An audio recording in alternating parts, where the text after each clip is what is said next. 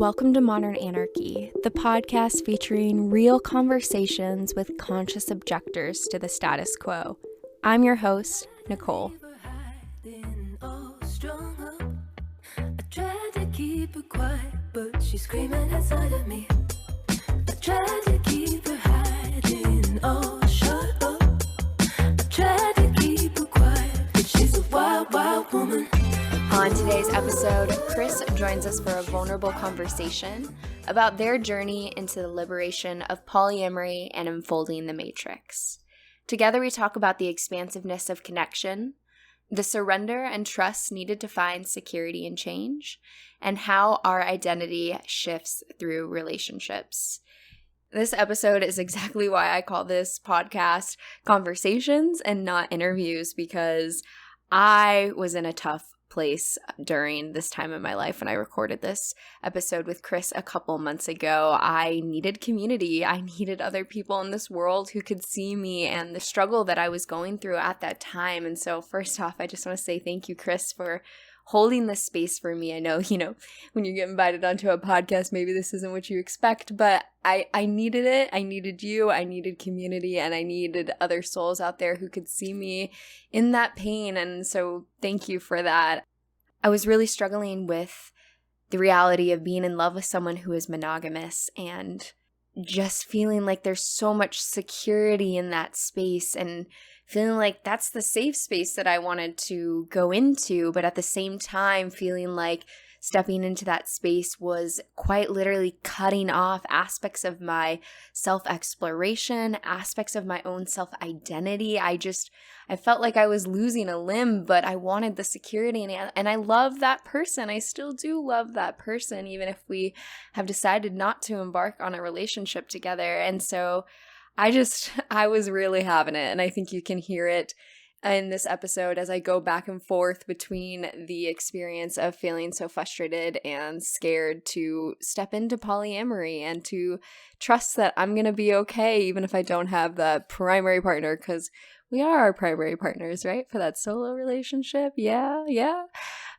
We all need community, that is for sure, right? But also being able to ground ourselves in our own self-love, I think, is a really radical act. And that self-love comes from having other relationships that are able to hold you and see you in your pain and your experience, like Chris did here for me. And so I hope y'all feel connected to our shared experience of the scariness that is stepping into polyamory. Anyone who says this is easy has some really secure attachment that I don't have.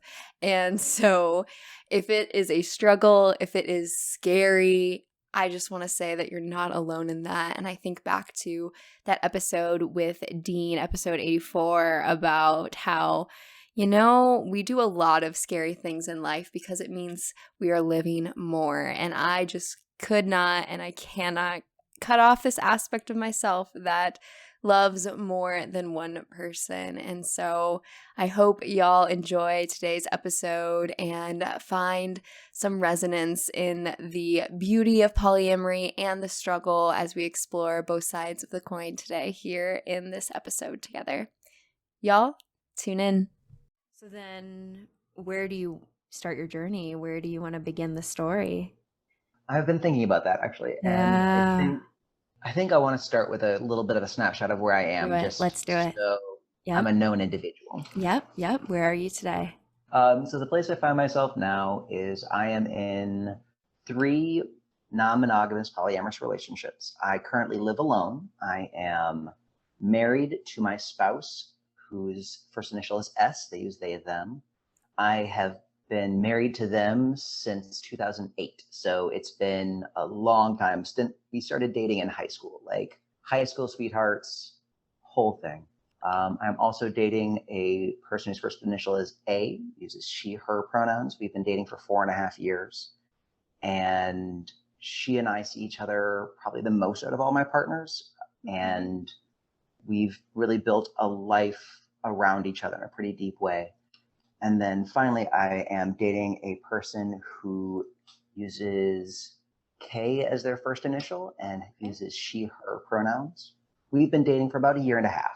And so all of those relationships really feed into my life in different ways. And I think part of polyamory that really spoke to me was the ways that I can really make space for those relationships and feel support from them in different ways.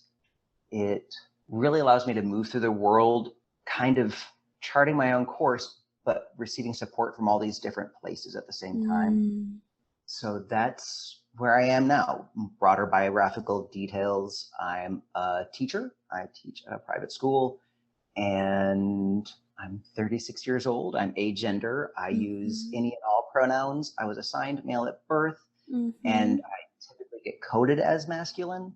However, I've used she, her. I've used they, them. I've tried it for a brief period of time. I've tried neopronouns a little bit, and all of those feel approximately equivalent. So whichever one gets used with me is the one that I kind of go with at the time. So that's where I'm at today. And there's so much context to all of this. I was taking notes. So she, her, 4.5 years you live most of the time with, and you feel a life with, I think is what I wrote down. And then married to S, they, and it since high school. So that's been, gosh, we got together in 2004. So it's been 18 years. Yeah, we passed the point where I have now spent more of my life in a relationship with them than before. Wow. And then there's K, she, her, 1.5. Yeah. Okay. I was taking notes over here. I appreciate that. Yeah. I mean, I don't want to forget anything. I feel like, especially with poly people, we always have like a whole world too, right? It's like it's not just one. You're gonna like. Well, and it's a whole thing of just remembering the broader context of trying to remember all of the birthdays and the anniversaries, but not just your anniversary. You start remembering like your partner's meta anniversary, and then you start remembering not just the history of your relationship, like, oh, how did I meet S? Okay, there's a funny story of how we were sledding and I ran them over with the sled, but then also how did they meet their other partner? Oh, well, actually, that's also. And so you end up with this deep web of connection and knowledge that really just, I'm an extrovert and I love people. And so feeling this web that's so much greater than I could ever build. Wow. Yeah. In a monogamous relationship. Now, I think that there is something to be said for recognizing that just because a relationship is monogamous doesn't mean you don't have that web. It just means that your friendships can branch and grow more fully too. I think for me, part of what I've really embraced about polyamory was, so I did not come to polyamory until S and I had already been married for a number of years. We were raised both very Christian. Very cis, very straight, very monogamous, very Christian. I actually started going to school to be a pastor, like hardcore cis het, the tiny white picket fence life. And pieces of that fell away slowly as, you start realizing like heterosexuality and gender, but still pretty tied into that view of myself. But what always felt restricting was the idea that you build your life around this person, that this person should be enough for you, and that you should have this eternal love. And in the strain of Christianity we were in, it was very much, this is your soulmate. This is the person that you'll be with in heaven. And S and I always had a super strong understanding of like, no, if our relationship ever kind of turns bad, leave. Like, we always had a view of our relationship as contingent, but still very strictly monogamous. And I always felt a lot of guilt because I had attraction to other people, and I wanted relationships with people, and I formed friendships and feel like I had to build this wall up around those friendships, like this far and no further. Right. And that always sucked. And I feel like I never really built the friendships that I could have when I was in younger in high school and in college. And suddenly I'm in grad school. I go back to grad school to get a degree in philosophy. And Love that. Yes. oh, Yes. Yes. I have a BS. I have a Bachelor of Science. I have a BS in philosophy, which I feel like is the most perfect explanation of my life. Yeah. Yeah. Welcome. It is what it is. But I went back to grad school, and there was this person I had a crush on.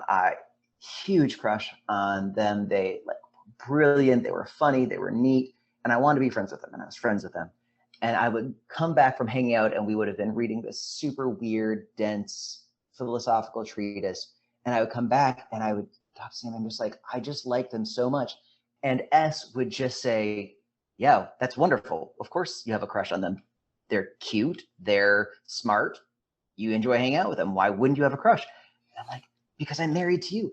And S's response was just like, here's this thing that they were exploring their gender at the time. And they're like, as I was researching, I came across this idea of polyamory, and reading some Tumblr post that they had found way back in the day was the most freeing experience I've ever experienced. It was so liberatory, so beautiful to just realize that there is a framework where I can love S and I can care for them and honor them and just want to build my life with them, but still see what's going on with this other person and care about them and see where it goes and just let that relationship develop, not independently, but separate from my relationship with S. And I think that to me has been the biggest change since I started practicing polyamory, is just that friendships can be what they will be. It has been such a relief to be able to hang out with someone and to be able to just kind of live in the space of, I wonder what's going to happen.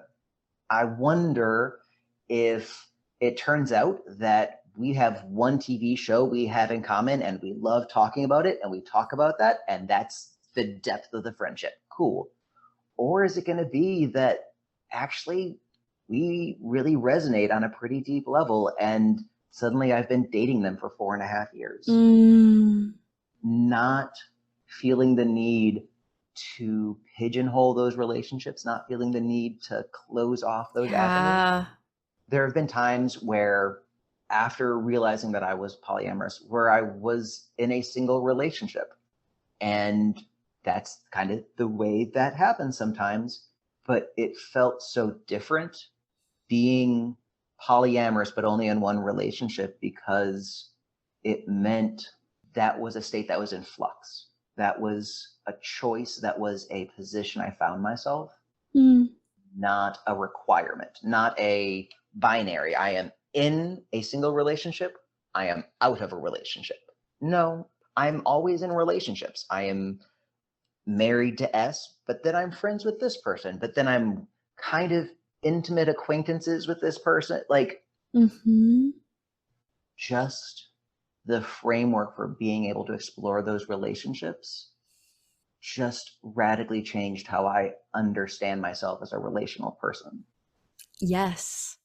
Yes. And at least I am resonating with you so deeply of like, you talked about the wall, right? This feeling like I want to go deeper with this person, but I have to blunt off my connection, my potential to love, or what this person means to me and what we can explore together in terms of intimacy. Like, to have to feel like you have to stop that.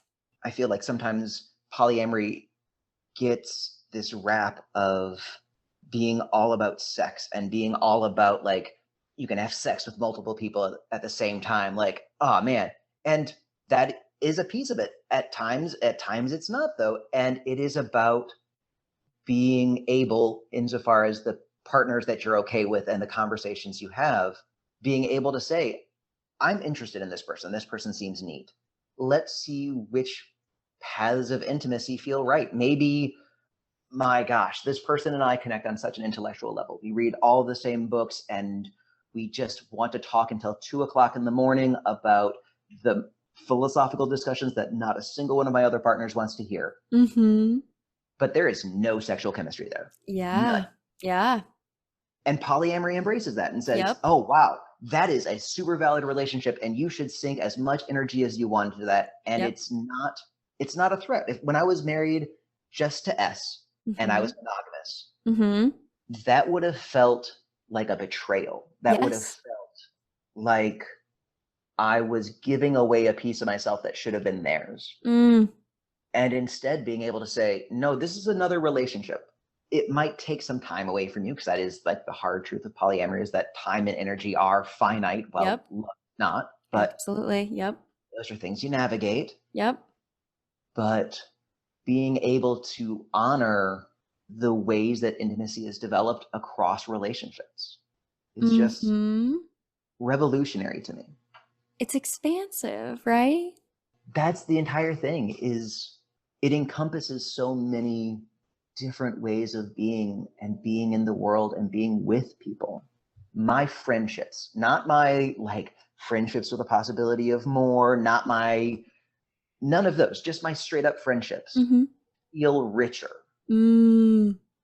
because there is this lack of constraint. The constraint Mm-hmm. is the things that I choose and they choose and we build together. Maybe it's the case that actually they're not open to much more energetic interaction. They really are only looking to text once a week about the Bears game or something. I don't follow football, but Sure. that's what they're looking for, is just the once a week thing. Cool. And that's what their boundaries are. That's cool. And then that works for me. We build that relationship. But if I find somebody that it feels like we want more, I can explore that, and we can explore that together until I find what feels good to me and what feels good to them. Yeah. It's like, that's free love, right? There's this one Polly song I love that's God, I'm free love. Wow, we are the hippies. A little bit. Shit. There was this one quote from a Polly song, and it was like, "It's not indiscriminate fucking; it's indiscriminate loving." I don't know about that. I feel. Don't challenge me, yeah. Oh well, it's Because a song actually. I don't know, but I like it. Yeah. I think that there is this feeling that, yes, of course, that we are free, but if anything, I feel like I'm more discriminating now. Oh, I wonder if I'm gonna. Yeah, you should tell me in what ways, because I'm thinking I understand, but let me hear. The fact that I can have as many relationships and connections, and they can look however I want, at like, as long as my partner is an I and it's healthy and all of those things are crossed. I can build this life however I want. I am not bound to a societal playbook. I am not on that relationship escalator where, I started dating this person in high school. We are married. That means that this is how this precisely goes. I can choose. I can choose that, yep, S and I have been married now for 14 years. If I could do the math right, I believe 14. And we live apart. And that it was a hard change. It's the best change that has happened to me in the past 2 decades. Beautiful change. Absolutely love it. And I can do that because that's the change that works the best for us. I am more discriminating because I am choosing it. I am the one that is living this life. And so if I invest my energy in someone, that is a positive choice that I'm making, not just a passive acquiescence to societal demands. Sure. Yeah, absolutely. Yes. 100%. So like you're being thoughtful in all of that. And so it's not indiscriminate in that way, I guess, of like we are still very like thinking, choosing these things. And I think another thing that I recorded with one of the close people in my world, TN, and they were talking about how like when you start to have so many relationships, there's also this like, it's a little bit like you're just more connected. So when you choose to take on a new relationship, it affects your other relationships in a different way that might pull away energy from the ones that you've already established. So then like in many ways, it's not complete, just like, oh, let me just love everybody. It's very much so like, oh, I have to be conscious of the fact that I already have these other relationships that have needs that I've committed to and willing to like stay with. And so you're going to change all that dynamic just from coming in. And it is such a give and take and a feeling of recognizing that if that happens, that if my dynamic with someone changes, or my like a new partner enters one of my partner's lives, I get a new mentor, the ways that that ripples through my life, for better, for worse, for just equal change, and having that experience, right? Feeling that in my soul of how, oof, this, I'm happy for them. I love being able to experience that and seeing that new relationship energy and just like getting giddy with them. That compersion is such a heady high. But also just the growth that's required to just kind of step back, let it happen, figure out that freedom is so scary and so hard. And that means that if I find myself in that place, I am keenly aware of the ways that I am shaking we talk about a web. I am shaking that entire web. Yep, absolutely. Yep, exactly. So it is beautiful, yes, expansive and intricate, right? At the same time, very careful. So like that, it is interesting how that works, right? That's the both sides of the coin, I think, right? Of the dynamic of polyamory. I completely agree. And I think that that is one of the things that I love about it, right?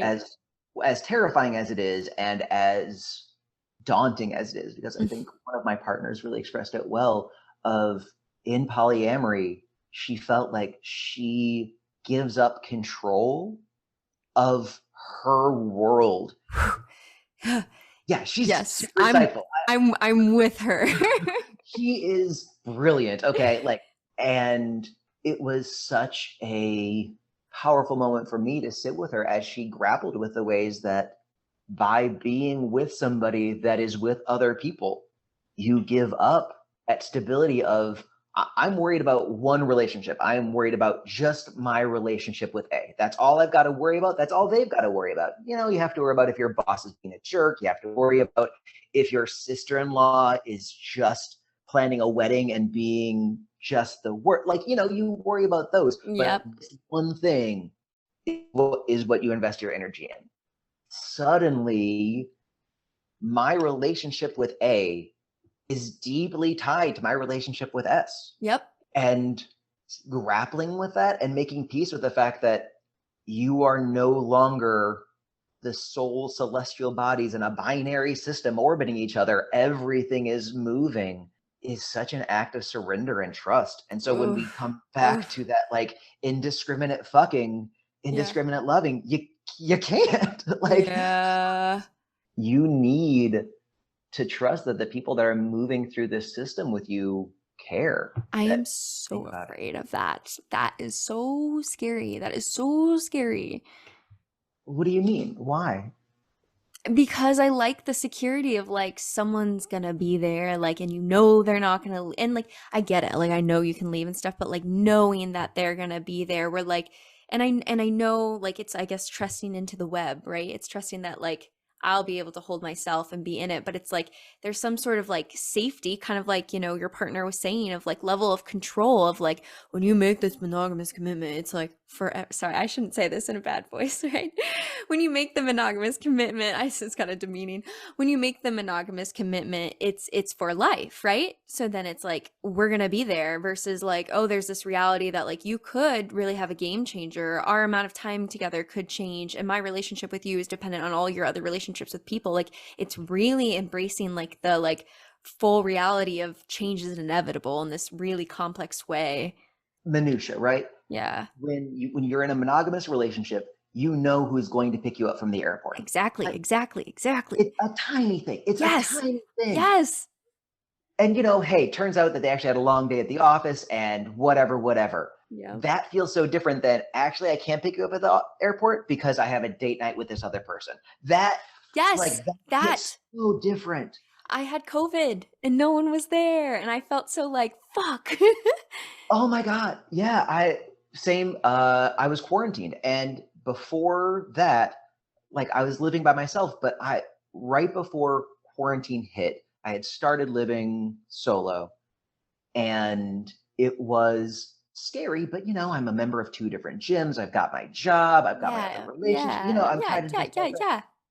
And then quarantine hit, and suddenly you're locked into this tiny, at a studio apartment and just utterly isolated.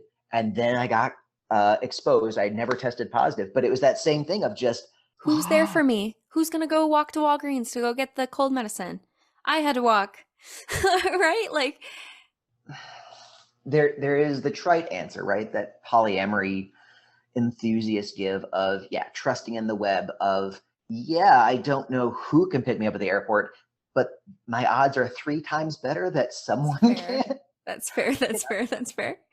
But it's not the same, and it's not as given, as comfortable. Right. And here's what I feel like I'm coming to. Like, even if that's the world and I have to take that risk, like I can't take the blocking of love. Like that first what you were saying of like coming to other relationships and feeling like I have to hinder my capacity for intimacy with people. Like I literally cannot take that paradigm. I am not okay emotionally in this paradigm of me existing in the world like that. And so it's like if I'm not okay with that, I kind of have to take the risk of like I hope I can sink or swim in this dynamic. Like fuck, like I don't have a choice Oh, anymore. the difference from retirement, right? Mhm. Like, who am I going to get old with? Who Yeah. is It's gonna who's take going to care be of the me. person that helps me when I'm in a wheelchair when I'm 80 years old? It is entirely possible that my spouse would have also been in a wheelchair or would have died before me, or a million other possibilities. But it is so terrifying to give up the surety, and it's imaginary. It's the imaginary security. I know, because we could die at any point. Yep. 100%. Or like it turns out that your monogamous partner was a jerk the entire time. Like, Right. oh, that has happened a couple times. Or you get Mm-hmm. divorced. You get divorced at 60 because suddenly you have different, life happens. Right. But to voluntarily give it up and to make that choice is, I don't think that it's a thing that the community always grapples with super openly of what you give up when you take that leap. Yeah. I think that's what I've been sitting with of like what you give up when you take that leap and like how different it feels when you're moving through the world and how your sense of self feels different. My sense of self feels radically different. And I know you mentioned that earlier too about like all of these relationships, expanding your sense of yourself through that. To me, that is the thing that I really relish, is being able to bring different pieces of myself to each Yes. relationship, Yes. and to Yes. have the freedom of, the person that I am with S is a different person than I am with A, just because S has a larger extended family, and I was an only child. Their siblings are my siblings. We grappled with some family bereavement a while ago, and I experienced that in such a visceral, connected way because we have such a deep history. Their mom baptized me, right? Like Mm. that level of just connection and history and all of those things isn't something that I can just create, isn't something that just happens.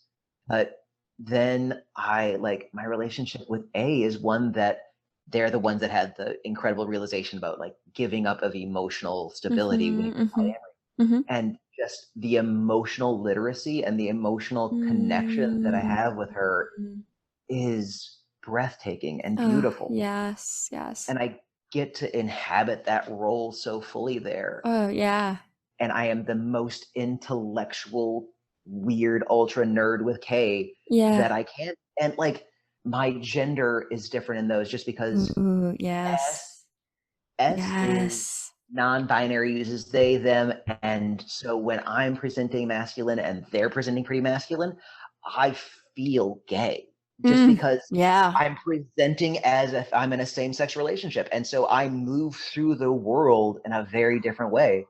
Whereas my relationship with A, I am her boyfriend. Like that is just how I exist in that dynamic, and I love it. It feels really nice. It feels lovely. It Yeah. feels comfortable. It feels so caring. Do I know what it means to be a boy in that relationship? I don't know, but I Yeah. she is super good about acknowledging the ways that I am not a man. Mm-hmm. And we've gone out when I'm wearing a dress and makeup and all of those things, and I always Yeah. have my nails painted. But our gender dynamic really does fall into a pretty boyfriend girlfriend dynamic, and that feels wonderful. It feels really light, and it feels really comfortable. Yeah. But then with Kay, I came into that relationship really embracing being a gender, and she's really only ever used they them for me, and any of her partners only use they them for me. Mm-hmm. And so just going in with that freedom, with that expectation that I do not exist, I am her paramour. That is the term that we use because it is explicitly gender free, and just existing in that space with her feels different. And it's not a thing that I could create in a monogamous relationship. And just being able to relish and explore and delight in the freedom of those gender explorations.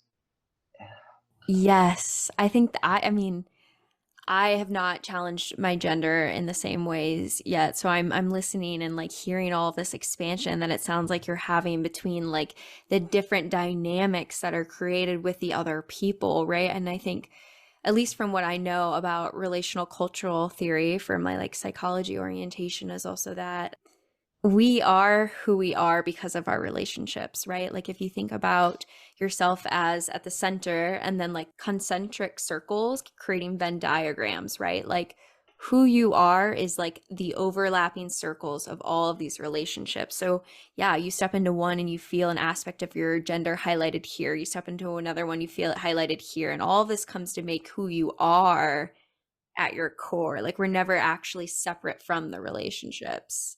That is true of everyone. Like, as you said, that is just part of psychology insofar as the person I am at work, right? I'm not deep in the closet at work. You know, there's only so deep you can go when you have your nails painted, you'll wear some rather androgynous clothes, and you explain that your spouse uses they, them. Like, I'm not in the closet, but I don't expose other pieces of myself. And the person that I then am at work is different than the person that I am at the climbing gym that I go to, because there's none of that hangups. I can just let my queer flag fly as high as I want. Right. And so that's true for everyone.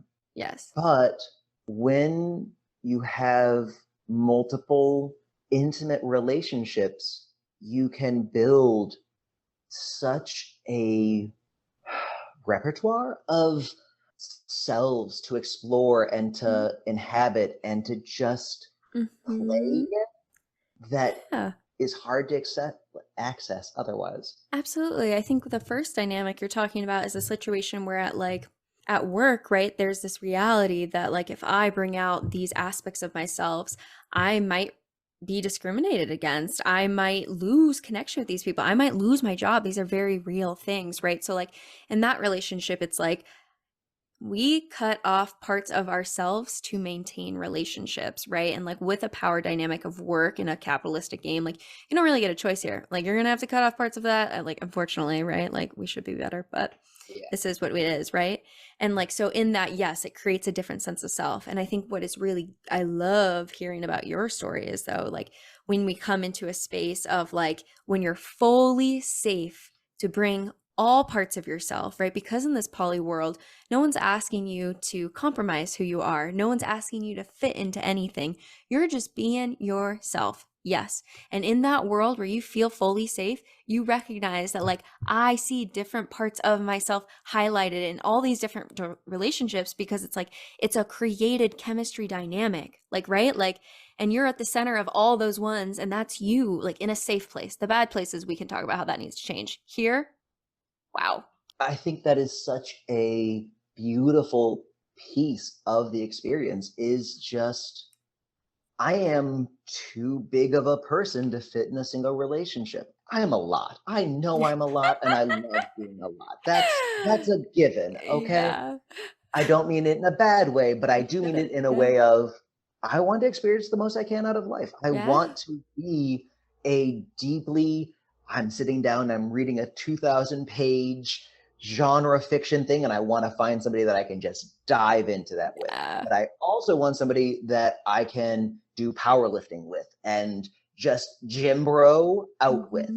I also want somebody that will go to the weird, like experimental theater, black box, super niche, all of those. And if I found somebody that had all of those, how wonderful is that? But if I don't, why wouldn't I want to find ways to celebrate the fullness of who I am? Yes, absolutely. And even if you did find that person that had all those boxes, like you're still restricting off more love. And especially, at least one thing that's big for me is like, I'm still restricting off my sexual identity, right? Like, say someone meets all those boxes, say they like, because I feel like that's where I've kind of been, like someone who meets all those boxes, but like wants monogamy. I'm like, there's still so much of my sense of self and like sex dynamics that is experienced through different people. And like, he's very dom, I want to be a dom too. Like, what the fuck's gonna happen there? Are you gonna let go of your identity to become a sub so that I can have that? Like, I think sometimes that's what monogamous is asking like couples to do, at least for me, right? Like, you need to come into this other identity that might not feel authentic for you because I need to express my identity, which is multitudinal, right? So like, do I just like cut off that sense of self to be in our dynamic and make it fit here? Like, then I'm losing a whole part of my sexual identity.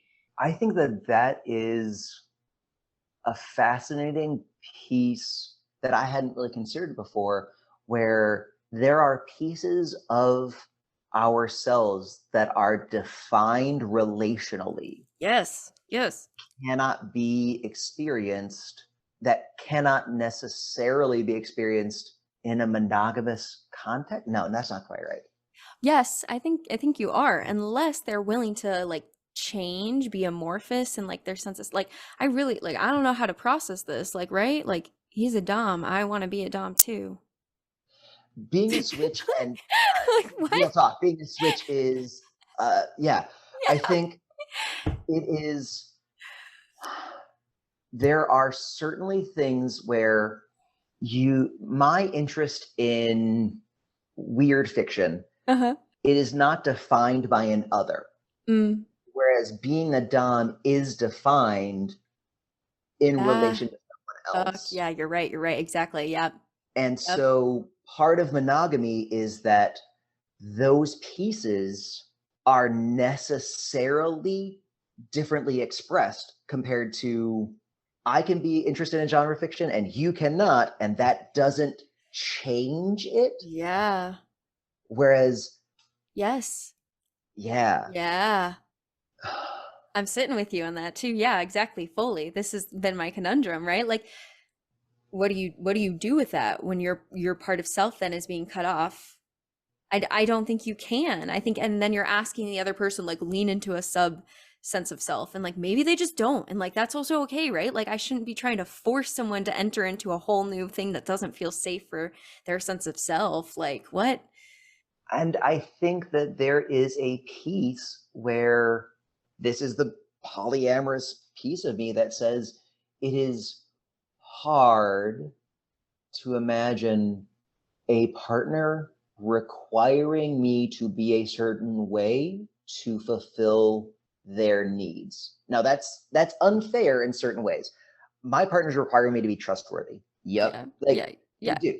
yeah, yeah, yeah, yeah. If I'm not trustworthy, they're not going to be in a relationship with me. Right, Yep. right, They're going to require me to respect them. Yep. right, That's totally fine. right. But if I found out that I absolutely love tap dancing, cool. Mm-hmm. The idea that I could not explore that piece of myself because of a relationship feels, Like chopping off a limb to me. my experience of it is slightly different because to me it's not an act. It might be violence, but Yeah, it's also just almost inexplicable. Me liking tap has no bearing on S can yeah. hate tap dance. They don't have to come to a single concert. Well, All yeah. I'm asking for is the space to do this thing. Right, and monogamy is saying you can't. Like I'm just like, that's the problem with us, right? Like, After marinating in polyamory for a while, you start being like, why the fuck should I listen? Everyone's boundaries on that are a little bit different as far as what you think your partners can be related to, can have connection to. Maybe my partners wouldn't be okay being in a relationship with me if I took up base jumping, just because they're like, I Sure. Yeah. cannot actually Yep. be in an intimate relationship with someone Yep. who is in constant mortal danger. Like, Right. I just can't. Sure. You Yep. know, like that's a boundary. But the longer you're in polyamory, I feel like the more you're just like, why is it your concern? Yes. I think that's another thing I've been coming up on, like the space of polyamory where we're not asking anybody to compromise their sense of self. We're not being like, well, you have to fit into this because this is the puzzle piece that you fit into of like right here. And so you can't base jump anymore because that's too much stress for me. Like, right? Like there's a little bit more like freedom where we don't ask people to try and fit into this role. Or at least I that's think, me as a relationship anarchist. Like, right? uh, Like, well, and I think that there is this dichotomy between compromise and compromising the self, because a lot of polyamory is compromise and sure. finding out what works and saying like, actually, hey, Yeah. Yeah. Thursday this week doesn't work because Yes. Kay has a meeting, and so Yes. our date Yes. night got moved to Tuesday. So can our, like compromise is kind of the name of the Happens. game, Yes. Yes. but at no time is it you're too much. Your You're sense too of self. you, not Yeah. what you do, not the things you do, not you are too much. You need to change. That is a much bigger ask, and that's one that I feel like it happens through time and relationships. Like I am a different person because of my relationship with A. I'm a different person because of my relationship with K. I'm a different, but being shoved in those boxes, ugh, I do not relish that idea. Mm-mm. Mm-mm. No. And you shouldn't. Like we should never. And I love that you like, yeah, caveated that, right? Like there is so much compromise in healthy, good relationships, but like not a compromising of your sense of self and your self-actualization, right? Like we never look at someone else and say, you can't do that, like, yeah. I think self-actualization is the key piece of it, is that in polyamory, I get to be me, and Yes. I get to be the full expression of myself. And that is a self that waxes and wanes and moves through my relationships and the world, constantly trying new things, retreating from old things. Was really into this hobby, now I'm not. It like polyamory gives me the space to be able to explore that. Yeah. I think, to be fair, I think that there are ways that monogamy can do that. Mm-hmm. You are free to choose, and you are choosing to just be in this one relationship. You both sit there and say, hey, you know something? If the right person came about and everything and the stars aligned, I could see encompassing myself in this change. Yeah. But right now, this is where we are. And as a contingent series of events continuing through time, yeah, I can see being like a solo poly, or being in a single relationship while being polyamorous, but that still feels like polyamory, right? Right. Well, because, like, I mean, my thought process through all this has been like, you could be a monogamous person that has deeply platonic relationships with other people. And when I mean like deeply, like relationship anarchy deeply, right? And like, then at that point, what we're talking about is really not, is like sex, right? Like in a life commitments, right? Like, so really at the core of that is like, I can love my friends or whatever words I want to use to label them, but like, I just can't fuck them. Okay.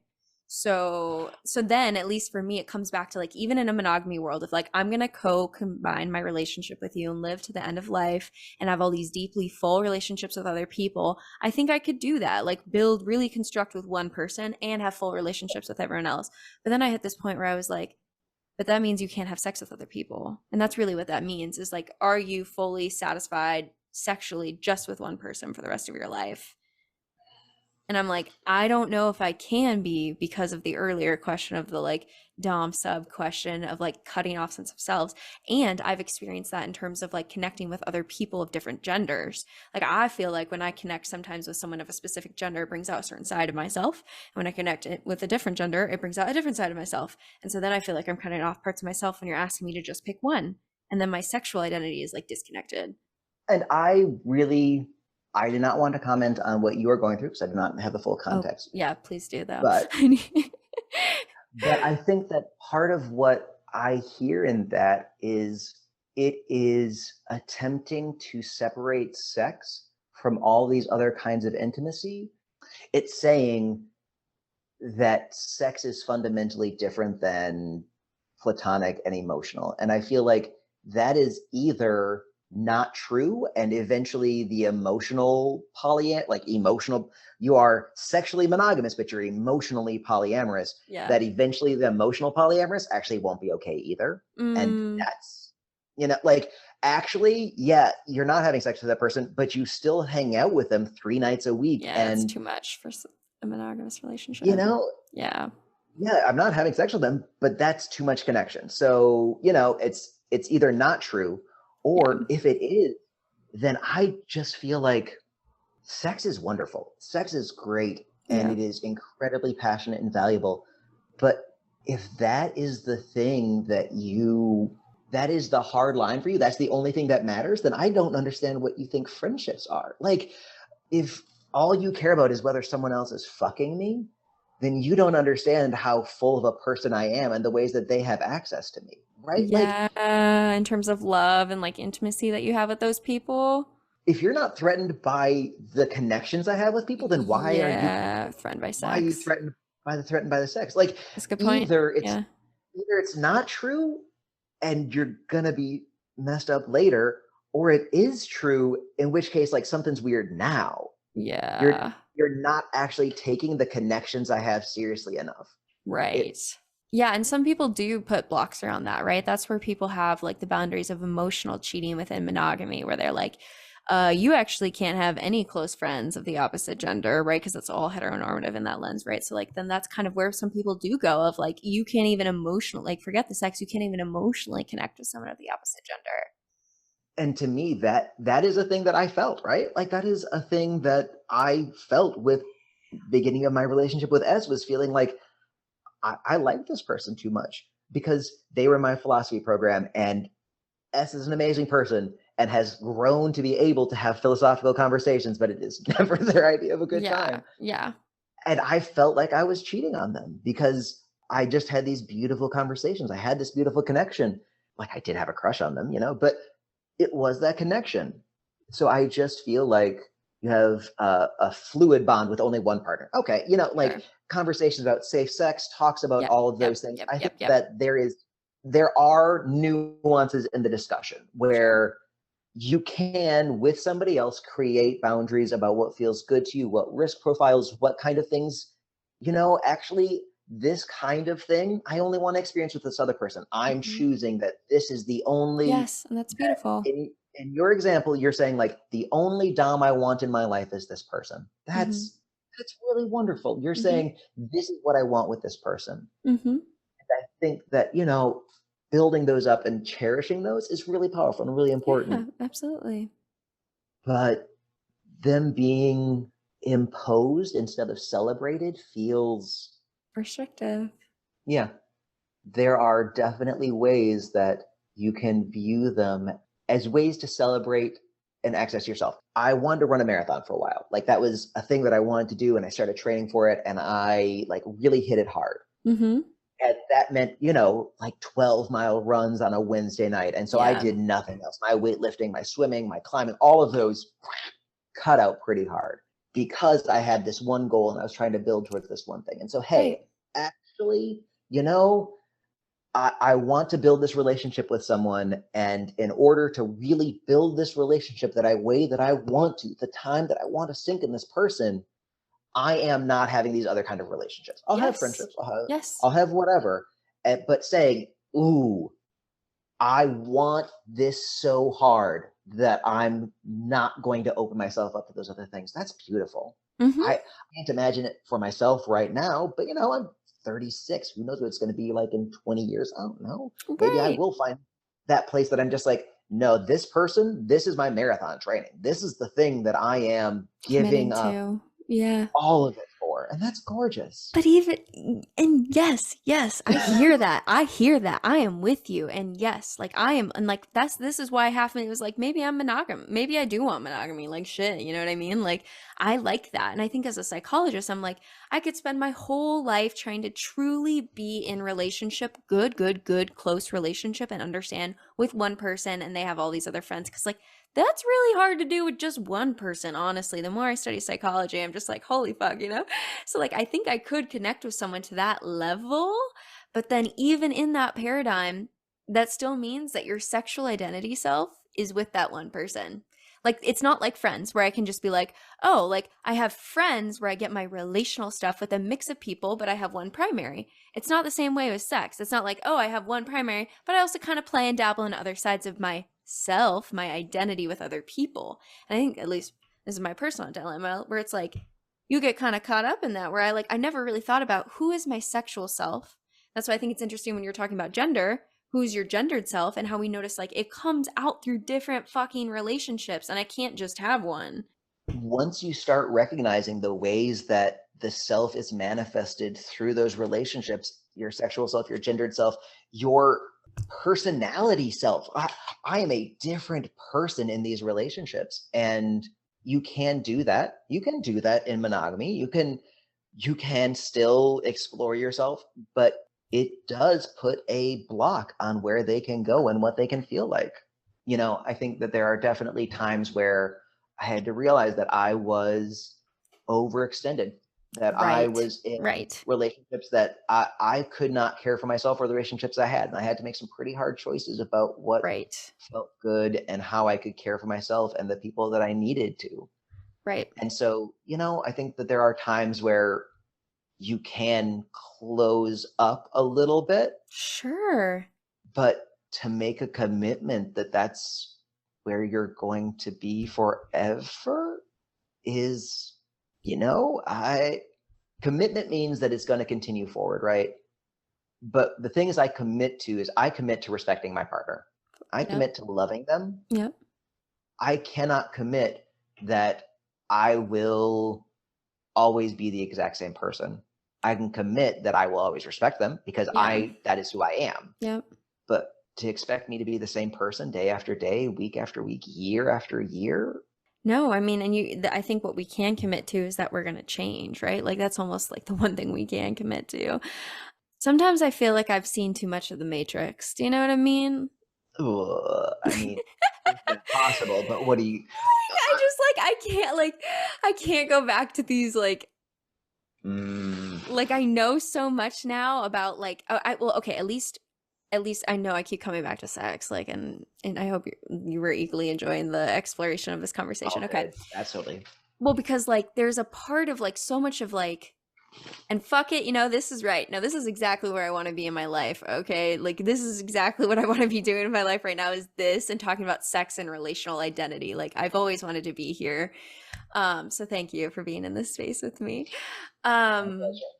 There's just never been like a lot of conversation about who you are as a sexual being, right? Like this has been controlled so much, at least especially as a woman over in my gender identity, has been so much of like it's a partner dynamic, it is this, it is that, versus like who am I sexually and what am I sexually? And that realizing that it does come out in different people, like that's a conversation that I've never even pondered of like, am I cutting off my my sense of identity by only having sex with one person? I think it's beyond that even, because the idea of a sexual self is in some sense, I don't want to say illusory, but the self is a combination of other things, because the sexual self that you are with one person today is not the sexual person you will be with that person in 3 years. Sure. Like you're going to find out that actually both of you are into some things that you did not know you're into. Right. Actually, you're going to find out that actually this thing that you thought you were both into, only one of you are into, and the other one kind of like puts up with it. And so you kind of just like that dies out of your relationship, like, so that sexual self evolves over time. Right. But then it's also through polyamorous relationships, you start realizing that it doesn't just evolve over time, it evolves in relationships and dynamics. You grow in relationships.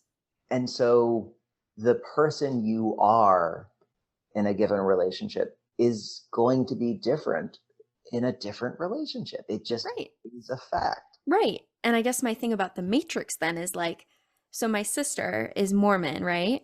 Mm-hmm. She never had sex with anyone other than her person, her husband. Yeah. And she's happy. And I'm all happy for her like life in the world that she's living in this existential void, right? Yeah. And the meaning that she's found in the world. But like she hasn't questioned all of these things, expanded the potential of like even the world of having sex with multiple people to have all of that. And like in that way, I'm like, oh shit, like I kind of opened up so much of the Matrix that like I can't go back to that world of like one person forever kind of energy because I've questioned so much and learned so much about exactly what we're talking about of how you're expanded through relationships that I'm like, oh shit, like I could never go back to being in the Matrix and actually like be as satisfied because I've expanded too much here. I think Not a bad thing, just saying. I feel like I've grown too much. I think that is super true. I think the piece that I always struggle with is, the Matrix, the allegory of the cave, the whole thing of just the allegory cave shit. Yeah.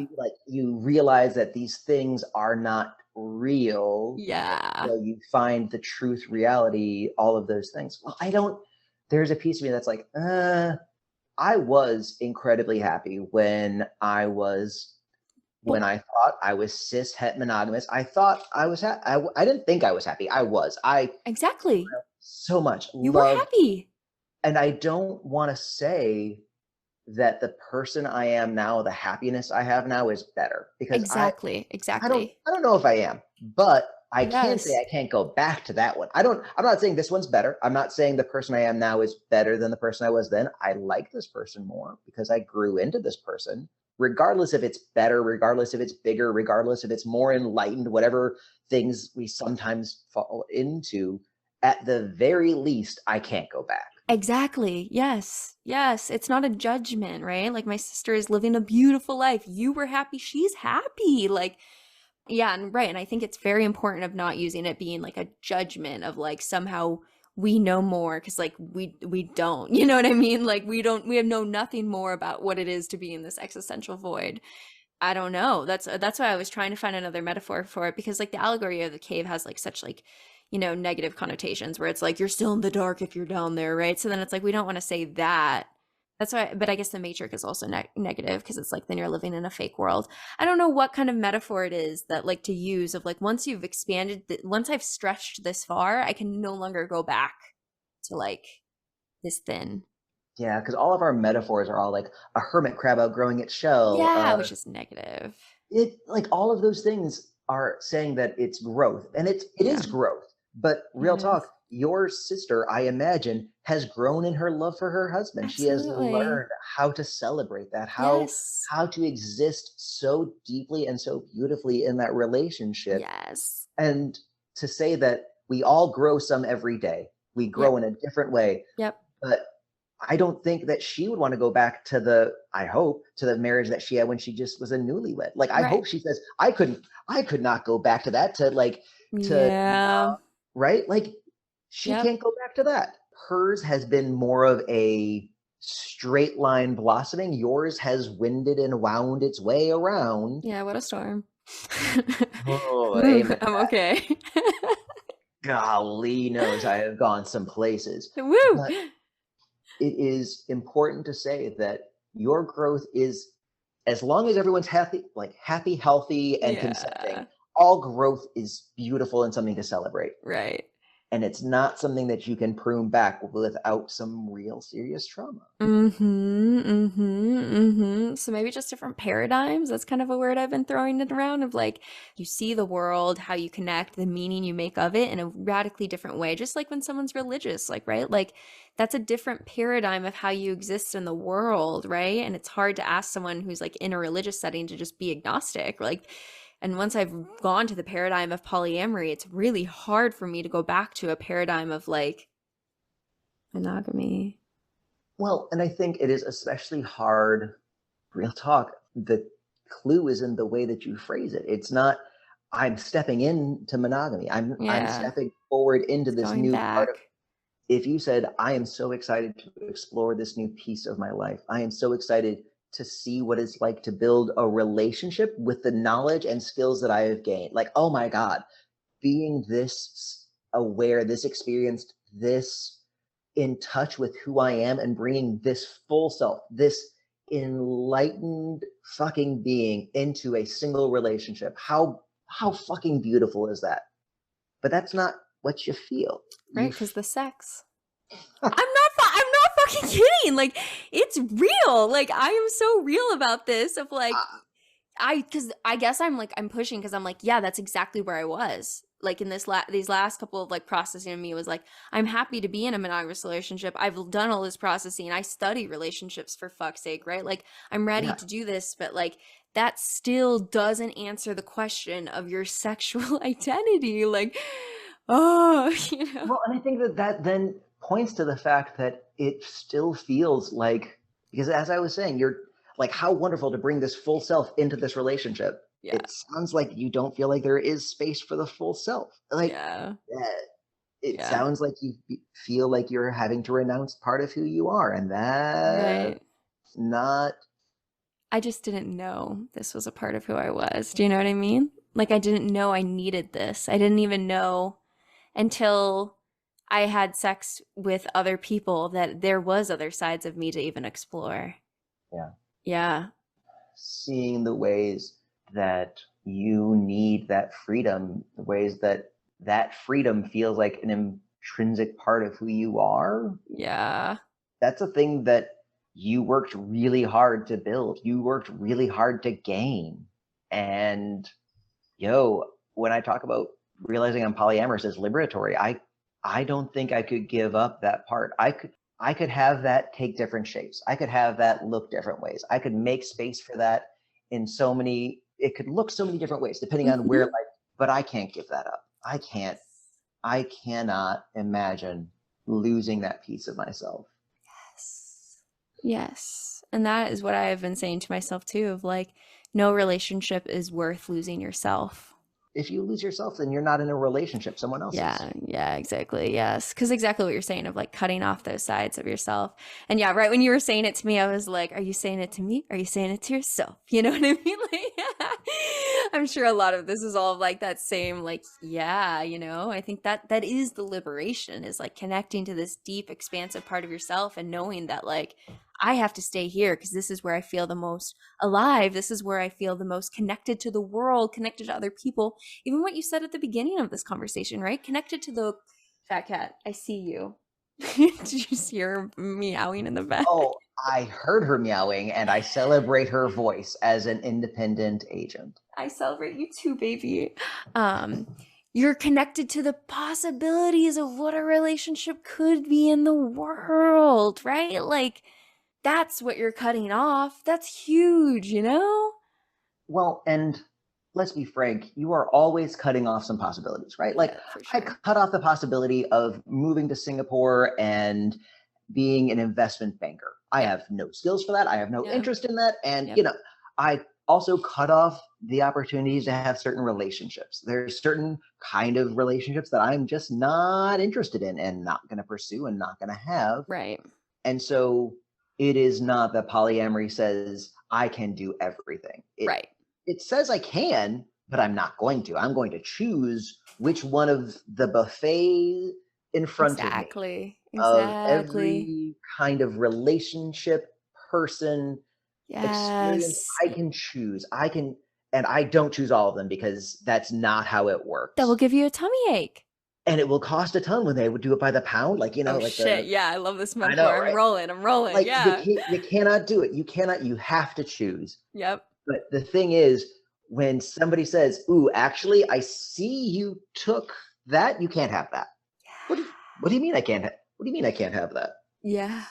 A respectful way is, you can't have that and sit at the table with me. I'm super sorry. Like, blue cheese, I love blue cheese. But like somebody says, yo, blue cheese smells like feet. I don't want it at the table when I'm eating. So if you get that, you don't sit at my table. Hey, if it sounds like that's kind of where you're at, is this person saying, you can't sit at the table with blue cheese with me.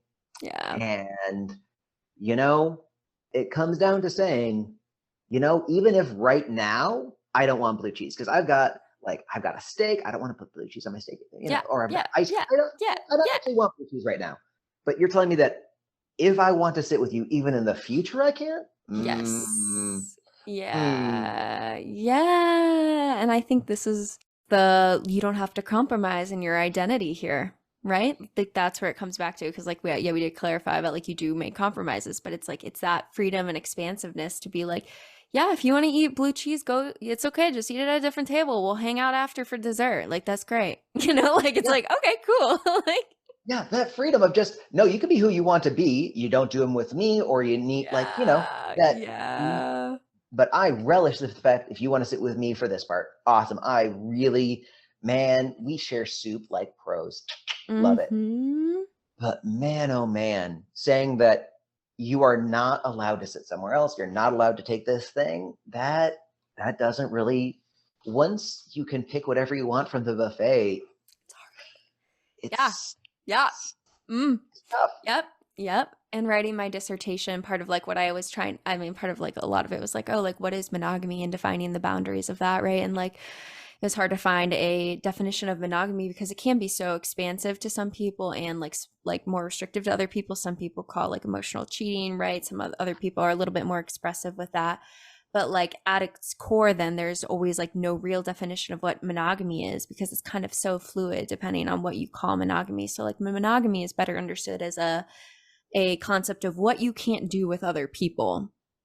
And that definition, when I found that, hit me like a brick, where it's like, yeah, it's not about what we do together, it's what you can't do with other people. And that's the best way to kind of understand monogamy, that it is encompassing enough to actually cover all the ways monogamy is used in our culture. So it's more, yeah, what you can't do with other people. That is such a simple and beautiful, but also deeply troubling definition, just because, no, my partners cannot do intravenous drugs with unclean needles with other people. Like, I do have my boundaries, except if they do, that would not necessarily mean they can't. It just means that my relationship with them vis-a-vis bodily fluids will change. Right. Recognizing just the breadth of what that means in monogamy and the loss of agency. Yep, exactly. That's what I wrote about too in my dissertation, about how like relationship anarchy specifically, right, is like a relational autonomy. Like it comes down to that rather than like restricting like what you can do with other people. Like part of it is you have the autonomy to enact these things, right? Obviously, again, like we said, the web, right? Like you're in a web, you have to be very conscious because you have all these pieces that you're trying to build. You have this beautiful garden, right? It needs water, it needs time, energy. But in that, you still have the freedom to say, I want to do this. Can we make this work in our world somehow and still maintain my connection? And if a one-time encounter of whatever level of intimacy that is, like you feel full freedom to go to whatever that capacity is. And that like autonomy, man, when I think about losing that autonomy, like it literally feels like, this is heavy, right? But like when I think about my sexual assault, like it feels like that level of like pinning down relationally of like, no, like you cannot do this with other people. And like, I feel relationally pinned, like, oh my God. Well, and I think that conversation of, I'm in a relationship with this person and I am not okay with them doing this. And so then we navigate that together. I'm not okay with being in a relationship with a person that does this. You want to do this. How do we make it work?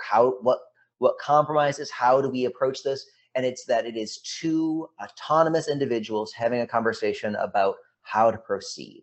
Mm-hmm. Monogamy feels like it closes down that conversation because it just says no. Like that's just not how that works, despite the fact that everyone decides what monogamy looks like. As you said, right. Monogamy is a broad definition, right? But very heuristic, the paradigm you view it through is that there is a right way and a wrong way. and maybe you change it a little bit, but there's a right way for this relationship to work. There is no right way for my relationship to S to look like. There's Yep. none. Yep. This is why I like relationship anarchy. Because, like, you can be a monogamous relationship anarchist. I've talked about this on the podcast, so, but like, that's a potential. The real key of that is that you are not following inherent levels of how to exist in that relationship. You're creating it together. And so if it feels good to be like, yeah, sexual fidelity is something I want to practice, then like, hell yeah, that's all great for you. But like, it's coming down to that like relational piece of like, we're choosing to co-construct this together. This is what we want.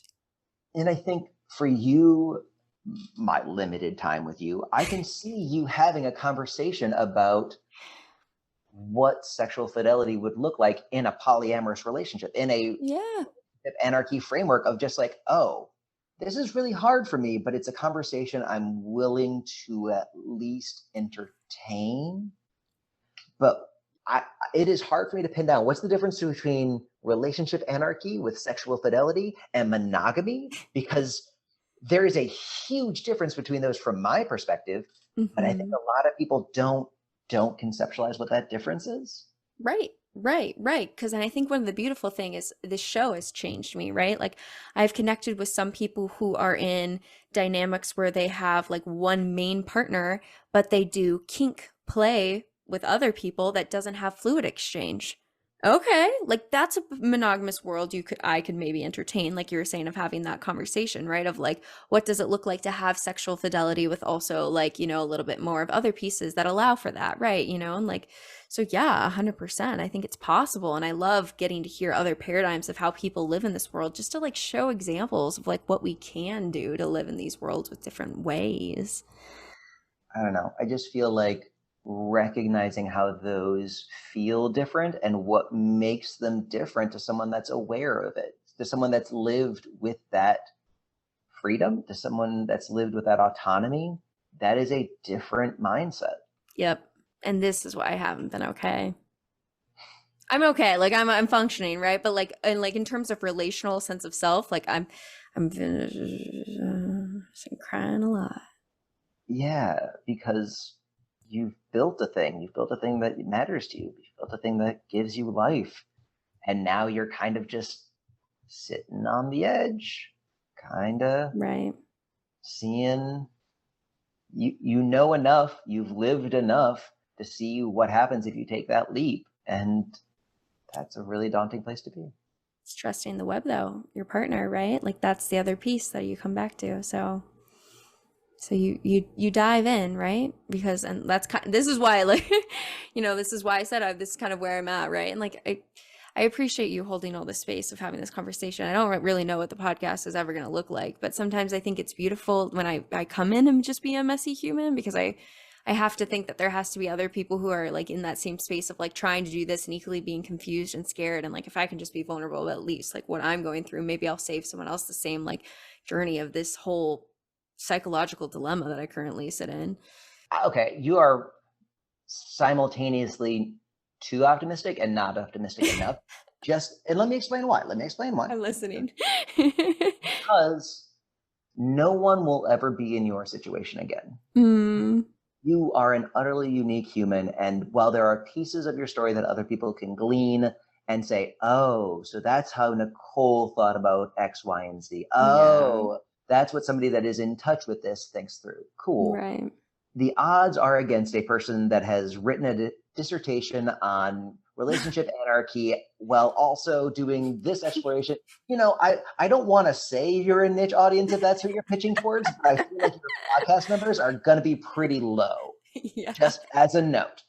But so no, I don't think that like necessarily you're going to say someone that. But here's the thing. This is modeling. How do we talk about this? How do we understand this? How do we process hard, icky, complicated, fucked up shit? Yep. And that is universally valuable. Maybe somebody does lift your lived story carte blanche, like a whole cloth. Love that. Perfect. Good for them. That seems so delightfully easy. I'm happy for them. Yeah. But instead, people get to see, what does it look like when you find yourself torn? What does it look like when you find yourself not loving any way out? They will be in a spot where they're torn. They will be in a spot where their relationship is at a crossroads. Yeah, everyone is unique and no one's going to have that same thing, but they will connect at that moment, at least of what I heard of you said of like of what it feels like to be low and what it feels like to be, at least for me, what I've been talking about, it has been like off gravity, like just feeling like my gravity is off, feeling like something is so like just not right in my sense of being, you know? Yeah. Yeah. And in some ways, I'm feeling this sense of like, oh, Nicole, you fucked up. Like the podcast, you're supposed to be holding space for Chris, and you're supposed to be asking about. I know I don't put any rules on the show, so I don't think it should be right. But like, I feel that moment right now, so I guess I should be saying thank you for holding space for me, and thank you for sitting in this dilemma with me. I first of all want to say, if I had been thinking about this as a podcast the entire time, about us as like sages doling out wisdom and you interviewing me to glean some type of insight into the human condition, I would have been utterly terrified. That is not my jam. Yeah. Instead, having the freedom to just talk and bring who I am into the space for us to just kind of see what emerges is kind of what I want out of life, right? And let me tell you, it was good for me. I don't know how you feel, but I feel really good. I needed this, you know, like this is exactly what I was looking to get out of it. So trust me, this was delightful. Good. And it was for me too. And I think that's also, yeah, we're modeling good relationships, good connections, holding space, having fun. Yeah. I always like to like hold a little bit of space at the end in case there was something that maybe you were just like, we never hit on this that you wanted to talk about. I know we hit on a lot. So, but in case there is anything that you were just like, damn, we didn't talk about it and I'm not going to sleep tonight.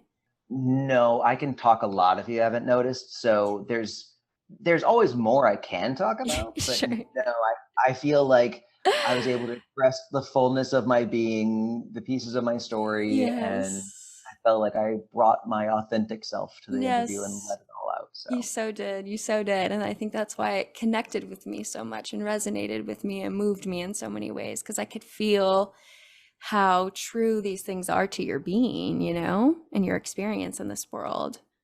Recognizing the ways that polyamory allows me to be my full self is just such an earth-shattering revelation that I have never been the same after. And so being able to sit in a space with somebody else who has been in the emotional fucking minds of figuring the thing out, no, that's fucking great.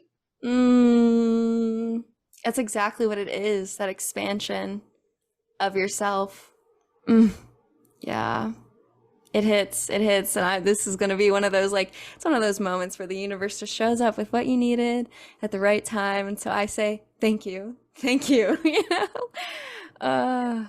Especially considering, like, that was the last class you were teaching and everything else. I know. Pretty wild stuff. Yes, absolutely. It always happens, right? That's what I keep, like, all that fear of trusting. I'm always like, the universe continues to somehow show up the more I just like follow the things that naturally bring me life. So I'm like, okay, I'm listening. Well, then, to wrap up our time together, there's always one question that I ask everyone on the podcast. And that is, what is one thing that you wish other people knew was more normal? Loving people. It is natural to see other people and to welcome them into your heart. And we build it up and we're scared of it. It's normal. It's natural to let people in. And I feel like the more that you practice that, the easier it is. I feel like the more love I give, like it starts to grow in that way.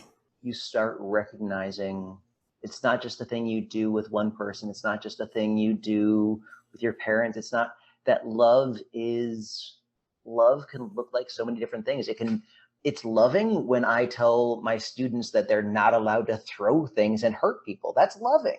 It's loving when I connect with a friend after I know they had a hard day. All of those are connection. All of those are relationship. And that's kind of, insofar as I've ever found a meaning of life, that's the one I give a shit about. Mm-hmm. I got some post-it note I'm looking for somewhere that says God is love. Yeah. I was like, if there ever it really is some sort of metaphysical anything, it's that exactly what you just said, of like seeing the love in all of the relationships and trying to connect more to that, and then feeling that purpose of like connection through that love. I mean, oof. That's what matters to me. I have had such a great time, and I really enjoyed all of your philosophical brain. Like, seriously, that is the wavelength of me. So like, yes, this has been amazing. So thank you so much. Oh, thank you so much for opening the space for it. Yeah. If you enjoyed today's episode, then leave us a 5-star review wherever you listen to your podcasts. And if you're a part of the Anarchist community, then follow us on Instagram or nominate a guest for the show by sending in a letter to modernanarchypodcast@gmail.com. Otherwise, I'll see you next week.